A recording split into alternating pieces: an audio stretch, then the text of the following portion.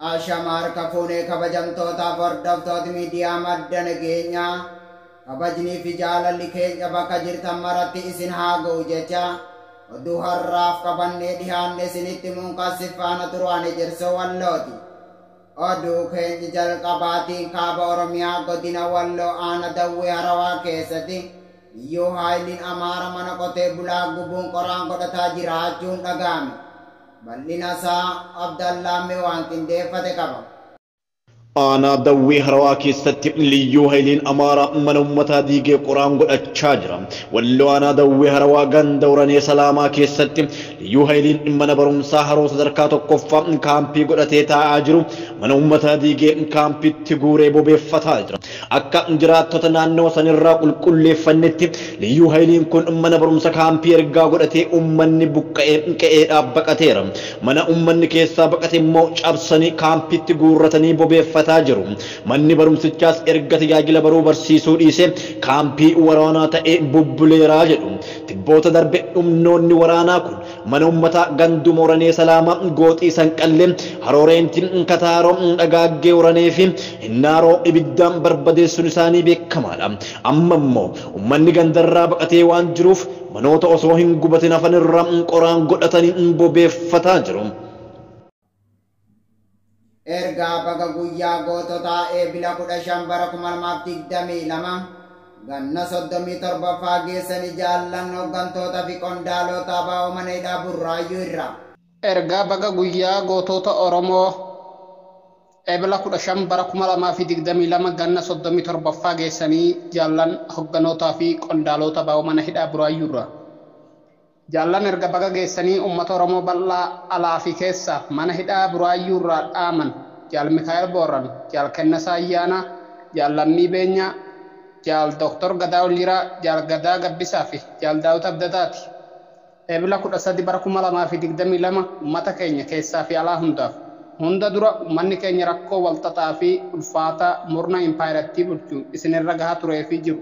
Doorsifamuu, hidhamuu, ajjeefamuu, mana jireenyaa waliin gubachuu qe'ee fi qabeenya keessanirraa buqqaafamuu hunda obsaa fi murannoon keessa dabartanii baga guyyaa kabajamaa fi ulfaataa guyyaa gootota Oromoo bara kanaa eebila 15 bara 2022 ganna 37ffaa geessan nuus bakka jirrutti baga waliin geenye jechuu barbaanna. Itti aansuun uummata keenya dadhabne rakkanne miidhamne nuu gamte osoo hin jedhin alaa fi keessaan qaamaa qalbiin nu bira dhaabbatee sagalee nuuf ta'aa turee fi jiru ammas galanni keessan bilisummaa haa ta'u jenna. Kanuma waliin dhaabni keenya ABO'n erga bara 2018 qabsoo karaa nagaa gaggeessuuf uummata keenya keessatti deebi'ee boordii biyyaalessa Itoophiyaa irraa beekamtii argatee osoo jiru murna maqaa mootummaa impaayiratti bulchaa jiruun uummata isaa keessatti socho'ee hojii siyaasaa akkan hojjenne dhowwameera. Hidhumaayyuu waajjiraalee isaa hunda saamsuun miseensa irraa qabee hanga hoggana mataa dhaabichaa mana jireenyaatti dhuun roorroo hamtuu dhaaba keenyarra turee fi jiru hedduu nu yaaddessee fallisaa uummanni keenya dhaabni kun qabsaawaa fi turee fi kan jiru qabsoo cinaa dhaabbachuu qofattu falamaayiiti. Gama biraan haala ulfaataa fi walxaxaa keessa jiraattan dabalatee lola dachaa ifatti isinirratti labsan irra aanuuf ammallee tokkummaa fi murannoon keessa yoomiyyuu caalaa amma ta'uu qaba. Xumura irratti nuti qondaalonni fi hoogganoonni ABO manneen hidhaa garaagaraa keessatti raarfamaa turree fi jirru haalli nuti keessa jirru haala gidiraa fi roorroo hamtuu uummanni keenya keessummeessaa jiru.